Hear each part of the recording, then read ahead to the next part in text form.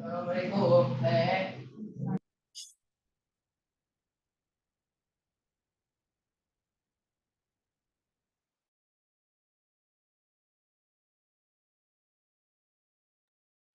bismillahirrahmanirrahim. Assalamualaikum warahmatullahi wabarakatuh.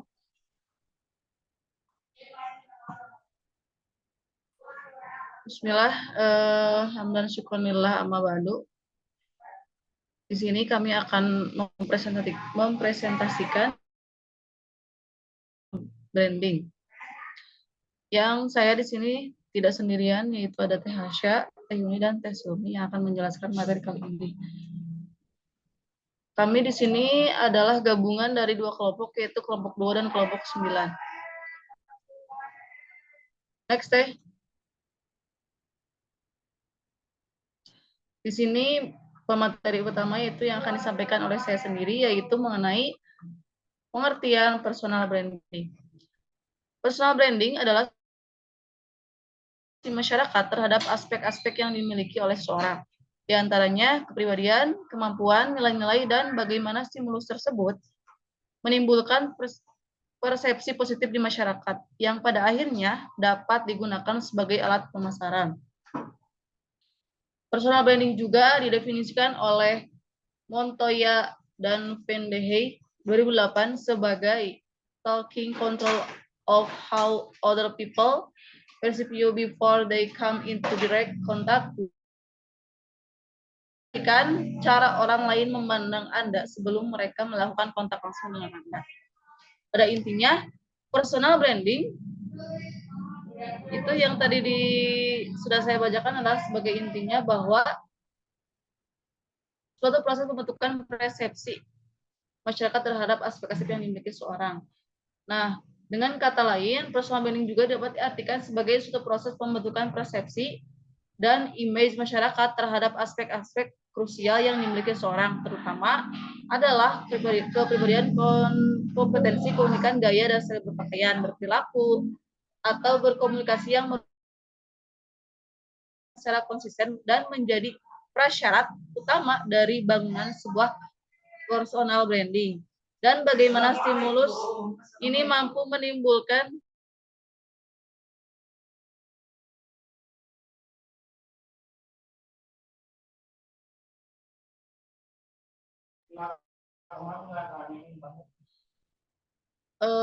dan bagaimana stimulus ini mampu menimbulkan persepsi positif dari masyarakat dan pada akhirnya dapat digunakan sebagai marketing tool yang efektif. Next slide, Teh.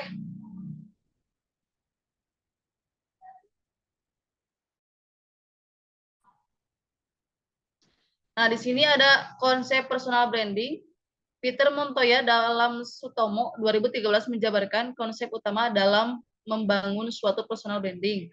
Yaitu yang pertama, spesialisasi atau konsep personal branding. Yang pertama, konsep ini dapat dilakukan pada satu atau beberapa cara, mulai dari ability atau kemampuan, behavior atau perilaku, lifestyle atau gaya hidup, vision atau misi, produk atau produk, profession atau profesi, dan service atau pelayanan. Pimpinan atau the law of leadership.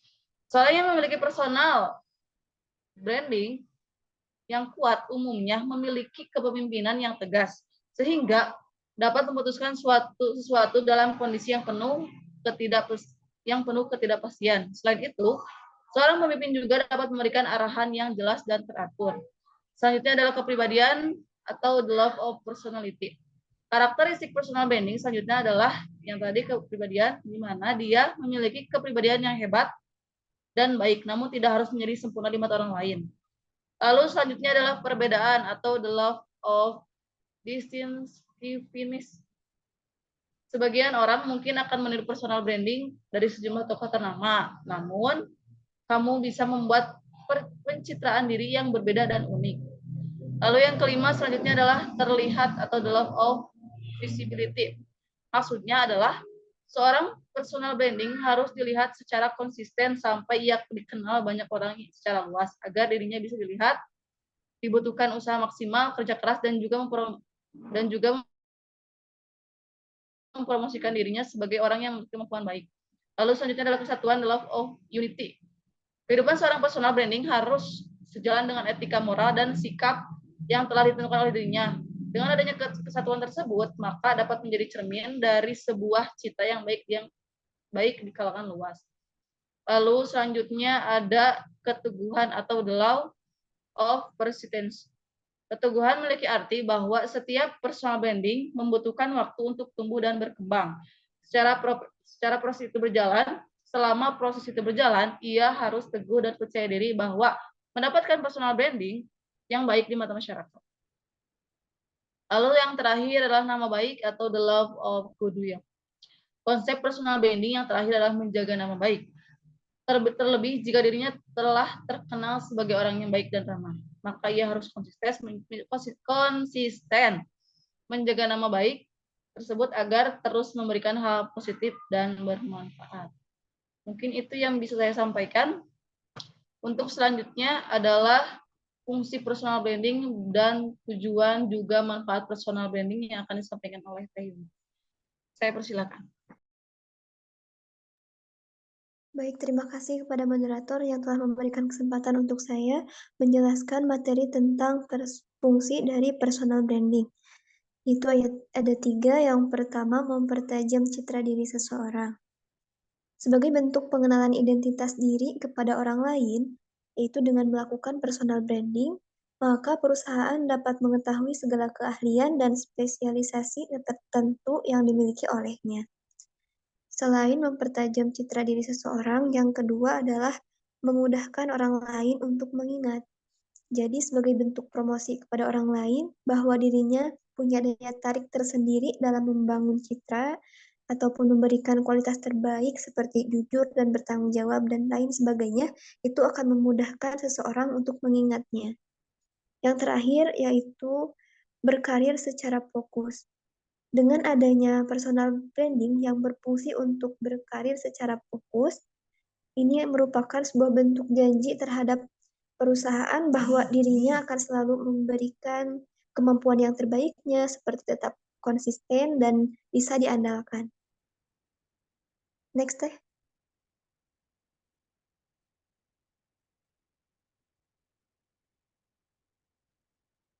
Lalu, dari materi tujuan dan manfaat personal branding pertama menjadi top of mind atau menjadi hal pertama yang diingat orang lain tatkala mendengar ataupun membaca nama orang yang melakukan personal branding tersebut. Setelah itu akan tertanam dalam benak seseorang bahwa dirinya itu misalnya baik ataupun jujur dan bertanggung jawab. Yang kedua, menempatkan diri dalam peran leadership serta mampu meningkatkan wewenang dan kepercayaan dari orang lain. Dalam personal branding sendiri, seseorang menunjukkan kepemimpinannya atau wibawanya bahwa dirinya dapat mampu menjadi pemimpin yang baik dan memegang kepercayaan dari perusahaan. Yang ketiga, meningkatkan prestis diri di tengah persaingan. Maksudnya, seseorang dapat menjaga dan meningkatkan citra dirinya di tengah persaingan yang ketat. Yang keempat, menjadi peluang untuk mencapai tujuan akhir sebuah personal branding. Yang kelima, memberitahu orang lain tentang siapa diri seseorang, apa yang dilakukannya, atau apa yang menjadikannya berbeda dengan orang lain, disebutkan apakah ciri khas dari orang tersebut, atau bagaimana membuatnya bernilai untuk mereka, dan bisakah diharapkan oleh orang lain. Yang terakhir, membuat orang lain melihatnya sebagai satu-satunya solusi untuk memecahkan problem mereka, sehingga personal branding dirinya akan menjadi suatu hal yang dinomorsatukan. Berikut merupakan tujuan dan manfaat dari personal branding. Saya kembalikan kepada moderator. Baik, terima kasih kepada Teh Yuni yang telah menyampaikan materinya. Untuk selanjutnya adalah kelebihan dan kekurangannya personal branding yang akan disampaikan oleh Teh Yuni. Saya persilakan. Baik, terima kasih kepada moderator yang telah mempersilahkan saya. Baik, di sini saya akan memaparkan materi tentang kelebihan dan kekurangan personal branding. Nah, yang pertama ada kelebihan dari personal branding. Personal branding memiliki sejumlah kelebihan yang dapat memberikan manfaat yang signifikan bagi individu, baik dalam konteks profesional maupun pribadi. Nah, ini ada beberapa kelebihan dari personal branding. Yang pertama yaitu diferensiasi diri. Personal branding memungkinkan individu untuk menonjol di antara orang lain dengan cara yang lain, yaitu untuk membedakan diri dari pesan dan menciptakan citra yang khas. Yang kedua, meningkatkan visibilitas. Nah, dengan membangun personal branding yang kuat, seseorang dapat meningkatkan visibilitasnya di kalangan rekan kerja, industri ataupun masyarakat umum. Nah, ini juga dapat membuka peluang dan meningkatkan pengakuan. Yang ketiga, meningkatkan kepercayaan. Personal brand yang autentik dapat membantu membangun kepercayaan dari orang lain. Boleh off Nah, cam aja ini teh. adalah Suaranya faktor putus-putus. iya.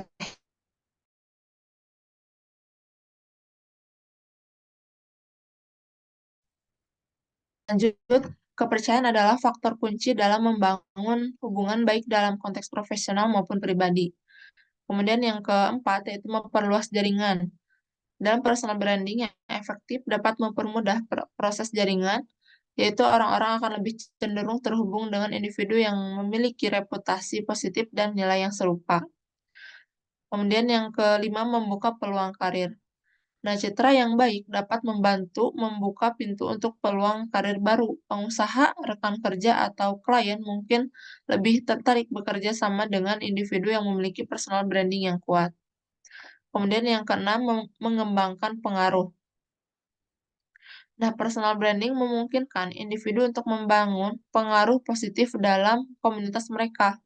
Nah, hal ini juga dapat membantu dalam mempengaruhi orang lain dan memimpin dengan efektif dan menjadi pemikir yang berpengaruh. Kemudian yang ketujuh, memudahkan pemasaran diri. Dalam dunia yang semakin terhubung secara digital, personal branding itu akan dapat menjadi alat pemasaran diri yang efektif. Dan media sosial dan platform online lain memungkinkan seseorang untuk membangun dan mempromosikan citra mereka. Kemudian ada meningkatkan kredibilitas. Personal branding yang kuat dapat meningkatkan kredibilitas individu di mata orang lain. Ketika seseorang memiliki reputasi, yang lain akan lebih cenderung mempercayai saran, pendapat, atau layanan yang mereka tawarkan. Kemudian, mendorong perkembangan pribadi. Dalam proses membangun personal branding melibatkan pemahaman diri yang lebih dalam, peningkatan keterampilan, dan pertumbuhan pribadi. Ini itu dapat menjadi sarana untuk mengembangkan diri secara kontinu. Dan yang terakhir, resilient terhadap perubahan, yaitu individu dengan personal branding yang kuat mungkin lebih mudah beradaptasi dengan perubahan di lingkungan kerja atau industri karena mereka telah membangun reputasi positif yang dapat memberikan dukungan.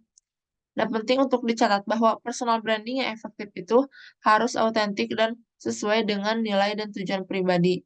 Dan keberhasilan personal branding tidak hanya terletak pada menciptakan citra yang baik, tetapi juga pada konsistensi, kejujuran, dan integritas.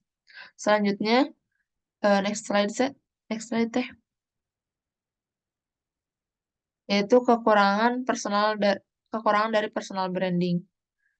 Nah, tadi kan ada kelebihannya, maka dari kelebihan pasti ada kekurangannya. Nah, kekurangannya itu yang pertama ketidakautentikan. Jika personal branding tidak mencerminkan kepribadian atau nilai sebenarnya, dapat terjadi ketidakautentikan. Nah, hal ini itu dapat mengakibatkan ketidakcocokan antara citra yang dibangun dan kenyataan yang pada akhirnya itu dapat merugikan reputasi. Yang kedua, resiko overpromosi.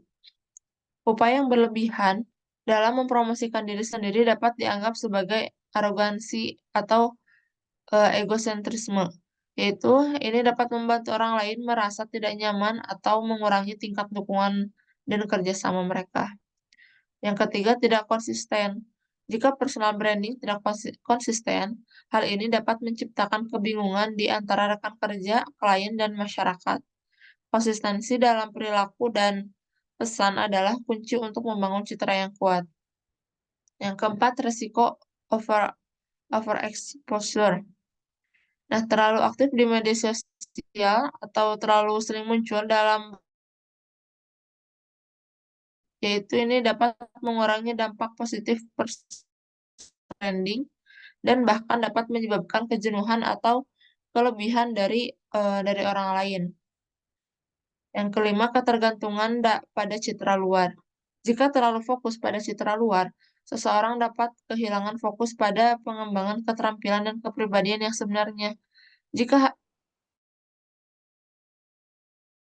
citra harus mencerminkan nilai setiap individu. Kemudian, tekanan untuk menjaga citra. Mempertahankan citra yang baik dapat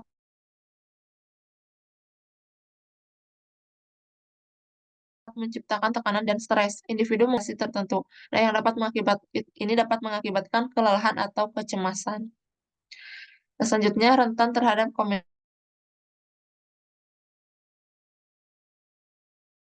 negatif. Dalam orang lebih kritik. Ini juga dapat mempengaruhi kesejahteraan mental dan emosional. Selanjutnya, ketidakpastian. Citra dan reputasi dapat terpengaruh oleh faktor-faktor eksternal yang tidak dapat dikontrol sepenuhnya oleh individu. Rumor atau perubahan kebijakan perusahaan. Hal ini itu dapat meningkatkan ketidakpastian terkait dengan mereka. Dan potensi kesalahan kontroversi dan praktik atau perilaku dapat berpotensi berani, yaitu membangun komputer setelah terjadi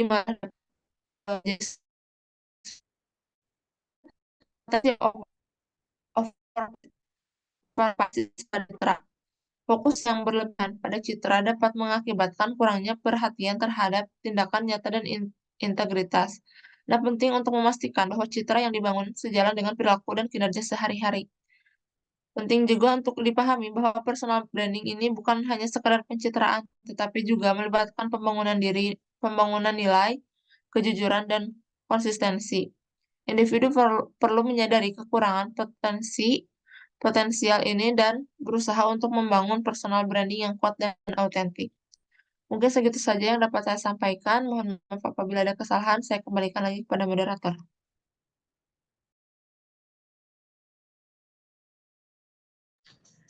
Baik, terima kasih kepada Teh Xiaomi yang telah menyampaikan materinya. Langsung saja ke pemateri terakhir, yaitu mengenai etika dalam personal branding yang akan disampaikan oleh Teh Hasya. Saya persilahkan. Terima kasih kepada moderator telah mempersilahkan saya. Nah, sekarang kita membahas tentang etika dalam personal branding. Etika memainkan peran penting dalam membangun dan memelihara personal branding yang positif dan berkelanjutan.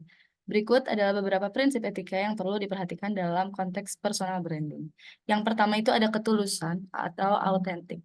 Jadi, diri sendiri dan tidak menciptakan citra yang tidak sesuai dengan kepribadian atau nilai sebenarnya. Hindari perilaku atau presentasi yang bertentangan dengan nilai-nilai pribadi. Yang kedua ada kejujuran. Nah, kejujuran ini memberikan informasi yang akurat dan jujur tentang diri sendiri, hindari memberikan informasi yang dapat menyesatkan atau menipu. Yang ketiga ada integritas. Nah, bertindak sesuai dengan nilai dan prinsip moral yang dianut, tetap konsisten dalam tindakan dan keputusan, baik di tempat kerja maupun dalam kehidupan pribadi. Yang keempat ada transparansi. Menyediakan informasi yang cukup kepada orang lain sehingga mereka dapat membantu keputusan dengan benar, terbuka tentang tujuan, nilai, praktik yang mendasari personal branding. Yang kelima ada pertanggungjawaban. Bertanggung jawab atas tindakan dan keputusan yang diambil, menerima konsekuensi dari tindakan yang diambil, baik positif maupun negatif. Yang keenam, mengharapkan penghargaan terhadap privasi. Nah, menghormati privasi diri sendiri dan orang lain, hindari pengungkapan informasi pribadi yang tidak sesuai atau dapat merugikan diri sendiri atau orang lain. Yang ketujuh, kehormatan dan menghargai nilai lain. Menghargai perbedaan pendapat dan nilai orang lain, menjaga kehormatan dalam interaksi dan hubungan dengan orang lain. Yang kedelapan, menghindari pelecehan atau diskriminasi. Tidak terlibat dalam perilaku diskriminatif atau pelecehan terhadap individu atau kelompok, menghormati keberagaman dan inklusivitas. Yang kesembilan ada kerjasama dan kolaborasi, membangun hubungan dengan etika kerja yang positif, bersikap kooperatif dan terbuka terhadap kolaborasi dengan rekan kerja dan mitra bisnis. Yang ke-10 ada menjaga reputasi profesional, tetap berfokus pada pekerjaan dan praktik etika di tempat kerja. Hindari terlibat dalam perilaku yang dapat merugikan reputasi pribadi dan profesional. Yang ke-11, kewaspadaan terhadap dampak sosial. Memahami dampak sosial dan tindakan dan keputusan yang diambil. Berkontribusi positif terhadap masyarakat dan lingkungan. Yang ke-12 atau yang terakhir, ada pengelolaan konflik dengan etika. Menganggapi konflik atau perbedaan dengan etika yang baik, menghindari konfrontasi yang tidak etis atau merugikan diri sendiri dan orang lain. Etika dalam personal branding tidak hanya penting untuk membangun reputasi yang baik, tetapi juga untuk memastikan bahwa individu berinteraksi dan berkontribusi secara positif dalam lingkup profesional dan pribadi mereka. Kesadaran praktik etika dapat memperkuat personal branding seseorang dan membantu menciptakan hubungan yang saling menguntungkan.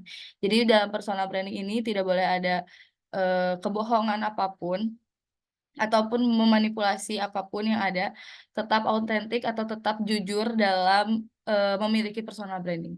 Mungkin cukup sekian yang dapat saya sampaikan. Terima kasih. Saya kembalikan lagi kepada moderator.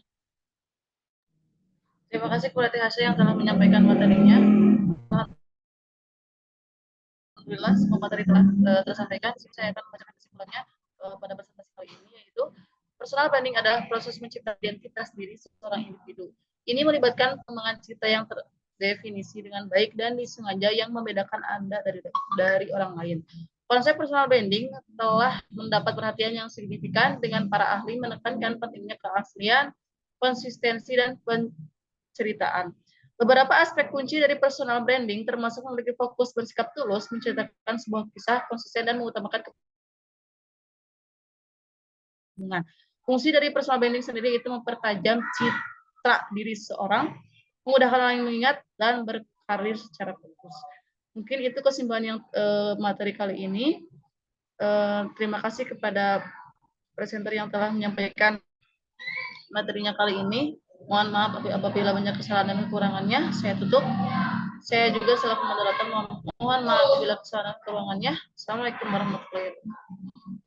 Waalaikumsalam.